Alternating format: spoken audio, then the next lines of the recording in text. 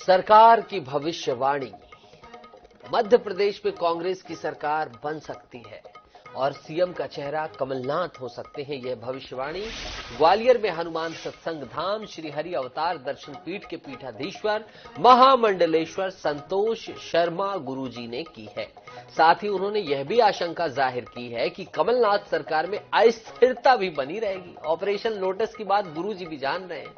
IANS 24/7 हमारे सहयोगी, उनकी मदद से एक रिपोर्ट तैयार की गई है, उसे देख लीजिए। विधानसभा के चुनाव हो चुके हैं और 17 नवंबर को मतदान भी हो गया है और अब 3 दिसंबर को रिजल्ट यानी कि परिणाम आने वाले हैं। सभी राजनीतिक दल के लोगों प्रत्याशियों को उम्मीद लगी है कि 3 दिसंबर से उनका भाग्य मतपेटियों से बाहर निकलेगा। लेकिन इससे पहले ग्वालियर में जो संत गुरु महाराज जी हैं, श्री हनुमान सत्संग धाम हरि अवतार दर्शन पीठ के जो महामंडलेश्वर राजगुरु स्वामी संतोषानंद सरस्वती जी हैं, उन्होंने जो भविष्यवाणी की है और अपना जो एक कैलकुलेशन और एक गणित बनाया है, उसके हिसाब से अब जो सरकार बनने वाली है उसका उन्होंने सीटों का भी खुलासा कर दिया है। मेरे साथ स्वयं श्री संतोष गुरु जी महाराज मेरे साथ मौजूद हैं। सर, आपने जो आकलन किया है वो किस तरह से आकलन किया है और सीट वाइज आपने क्या घोषणाएं की हैं, किस तरह का?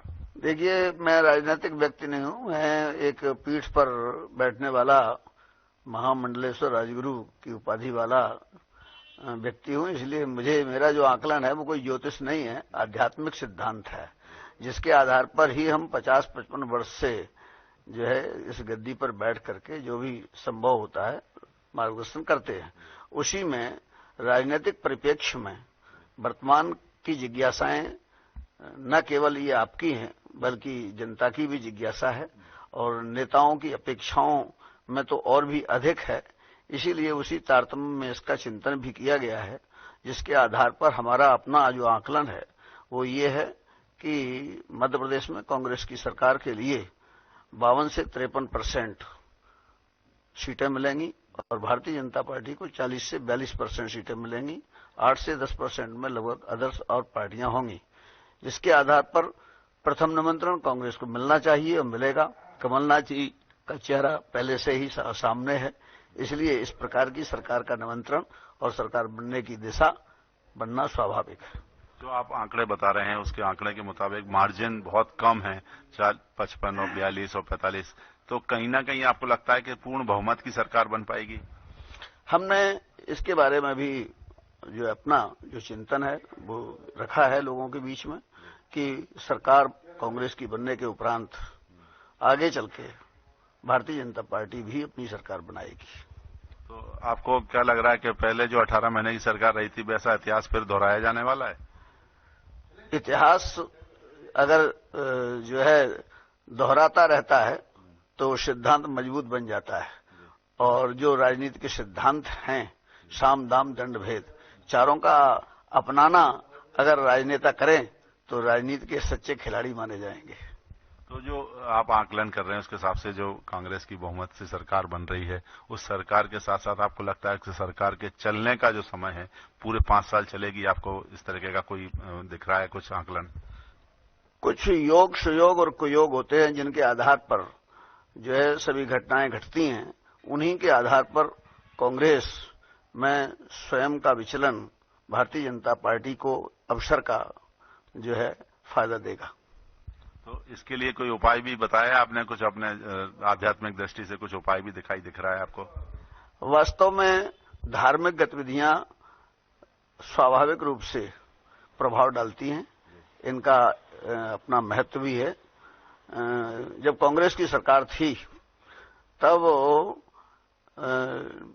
न्यूज स्टेट पर मेरा लाइव हुआ था, तो हमने ये घोषणा की थी कि कमलनाथ जी लंका में जो सीता जी के मंदिर बनाने के लिए सहयोग कर रहे हैं ये वो ठीक नहीं कर रहे हैं, क्योंकि सीता जी का लंका में जाना वो जो है विनाश का कारण था। इसलिए उसका नुकसान कांग्रेस को भी होगा और उसका नुकसान कमलनाथ जी को भी होगा और उसका नुकसान लंका को भी होगा। और मैं समझता हूं जब उसके बहुत ही थोड़े 2-4 महीने के बाद ही कांग्रेस की सरकार गिर गई थी। अच्छा, एक आखिरी सवाल ये है कि जो बड़े बड़े दिग्गज नेता इस बार केंद्रीय मंत्री और और बड़े लोगों की प्रतिष्ठा भी इस चुनाव में लगी है, उनका क्या होने वाला है? देखिए, जिनकी प्रतिष्ठा होती है और नैतिक सिद्धांतों के आधार पर आगे बढ़ते रहते हैं, तो निश्चित रूप से वो उनका बड़प्पन कोई मिटाने वाला नहीं होता है। जो नतीजे आने वाले हैं तो वो लोग कह रहे हैं बड़े, चूंकि मतदाता है बहुत खामोश है, बहुत साइलेंट है, तो इस नतीजे को चौंकाने वाले नजर आने वाले हैं। मतदाता का भी विकास कलयुग के साथ होता जा रहा है, इसलिए लोगों की समझ से परे होता जा रहा है, क्योंकि युगांतरण के साथ में उसका स्वभाव, उसके विचार भी कार्य करने लगते हैं।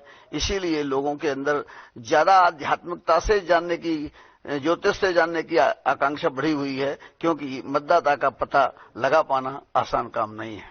आपने जो आकलन किया है उसका जो कैलकुलेशन है वो आध्यात्मिक है या आप बोल रहे हैं ज्योतिष नहीं है, केवल आध्यात्म के बतौर पर किया है? तो आध्यात्म में आपको दिख रहा होगा कि सरकार पर बन तो रही है लेकिन कुछ खतरा भी बरकरार है, बना रहेगा। खतरा बिल्कुल बरकरार बना रहेगा, क्योंकि जो अन्य सिद्धांत होते हैं उन सिद्धांतों के आधार पर सरकारें पहले धर्म को महत्व दिया करती थीं, सरकारें अध्यात्म को महत्व दिया करती थीं, सरकारें मानवीयता को महत्व देती थीं, तो निश्चित रूप से प्राकृतिक रूप से भी कुछ सहयोग, धार्मिक सहयोग भी मिला करता था। आज की स्थिति में वह सब कमजोर हो गया है, इसलिए केवल स्वयं का पुरुषार्थ ही काम करता है और पुरुषार्थी लोग इधर से उधर भी करने में सक्षम हो जाते हैं। तो ये थे महामंडलेश्वर स्वामी संतोष गुरुजी, और जिनका आकलन है वो साफ तौर पर कह रहे हैं कि कांग्रेस को बहुमत मिलने वाला है और कमलनाथ भले ही मुख्यमंत्री बनने वाले हैं, लेकिन साथ में एक आशंका ये भी है कि सरकार की तोड़फोड़ कुछ समय बाद हो सकती है। इसके लिए कांग्रेस को अभी से सतर्क रहने की जरूरत होगी और फूक फूक कर कदम रखना होगा। कैमरामैन अजय उपाध्याय के साथ जावेद खान, IANS न्यूज, ग्वालियर। तो संतोष गुरुजी की भविष्यवाणी को लेकर मुझे क्या लगता है ये पूछ रहे हैं क्या? मुझे तो कुछ लगता है, लेकिन आपको क्या लगता है वो कमेंट में जरूर हमारे सोशल मीडिया प्लेटफॉर्म में बताएं। फिलहाल के लिए इतना ही।